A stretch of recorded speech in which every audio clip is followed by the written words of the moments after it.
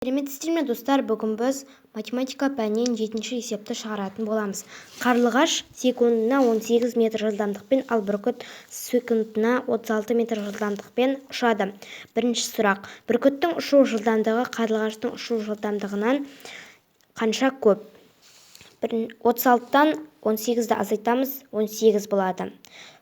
Сонда бүркіттің ұшу жылдамдығы қарлығаштың ұшу жылдамдығынан 18 секундына 18 метр көп екен.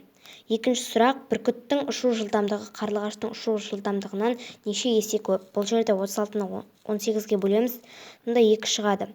2 есе көп екен. Үшіншісі: қарлығаштың ұшу жылдамдығы бүркіттің ұшу жылдамдығынан қандай бөлігінде? Үшіншісінде 36-та 18-ті қысқартамыз. 18-ге қысқартқанда 2-ден 1 шығады, сонда 2-ден 1 бөлігінде. Егер ұнаса, лайк басып, каналға тіркелуді ұмытпаймыз. Сау болыңыздар.